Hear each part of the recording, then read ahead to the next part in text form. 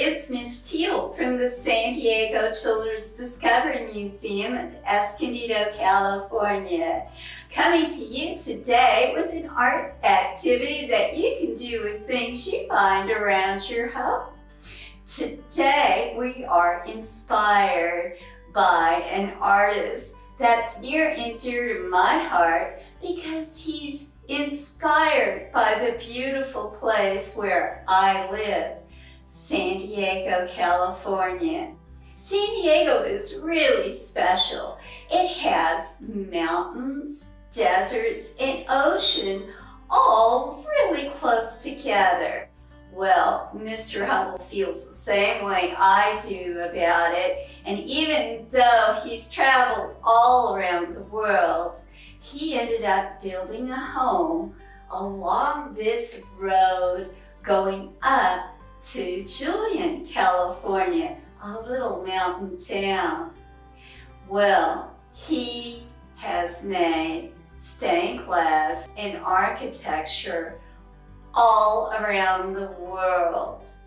And I think stained glass is a perfect way to express the colors and the textures and the light of nature. We're going to go to the craft table and make something that looks a lot like stained glass. It's not glass, but it is transparent and catches the colors and the light. For today's James Hubble stained glass activity, we have the following materials that we need to gather. From the dollar store, pick up some clear transparent contact paper. They come in about 4-foot rolls, which is going to be more than enough for about 4 children. You'll need a good pair of child-safe scissors that your children are comfortable using. And then also, either from the dollar stores or leftover from gifts that you received, get some brightly colored tissue paper. Other wonderful things to have on hand is yarn or string to make decorations, use as hangers, and mimic leading that you find in stained glass. Pipe cleaners are a great choice for the same thing too. Once you have these things together, we're ready to go.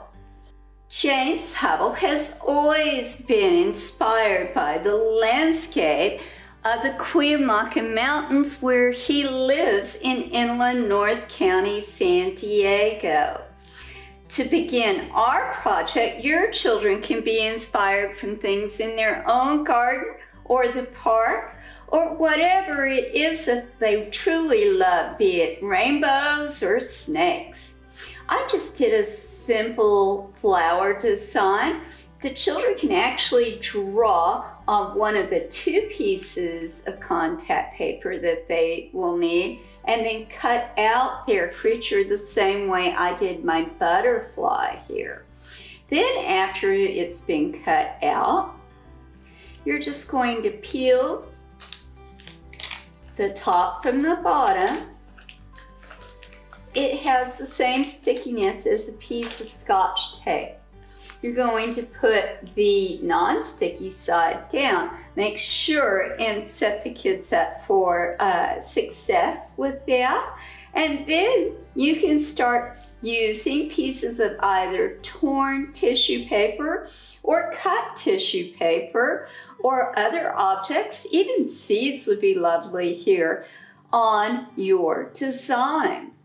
I'm just going to take a piece of yarn and place it in the middle and go around and around for the center of my flower, allowing for some of the transparent part of the plastic to show right through.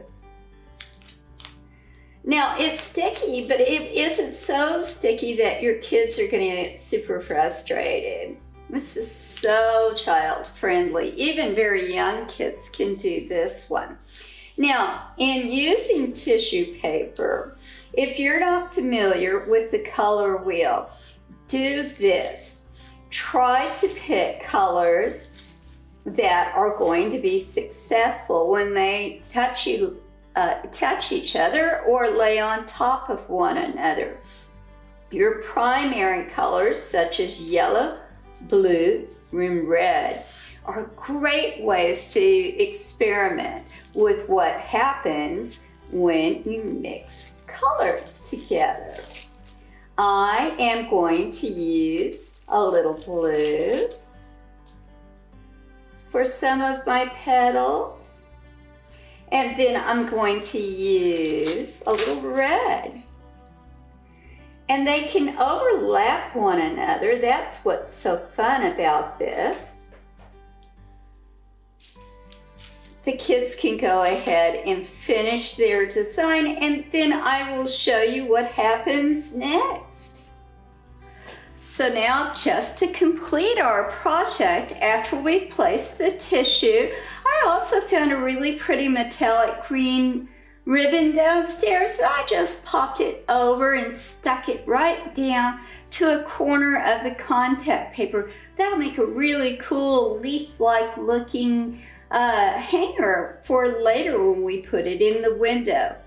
So now we're going to take our design, we're going to flip it over and plant it on the sticky side of our second piece of contact paper.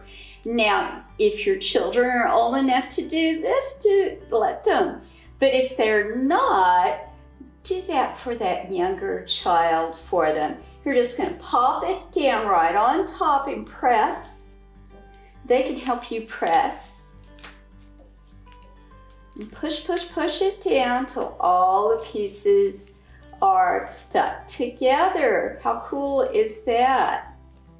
Now what you can do is take your scissors and just trim around. It's not so sticky that the scissors are going to get hung up on the contact paper. And just continue going around until it's done.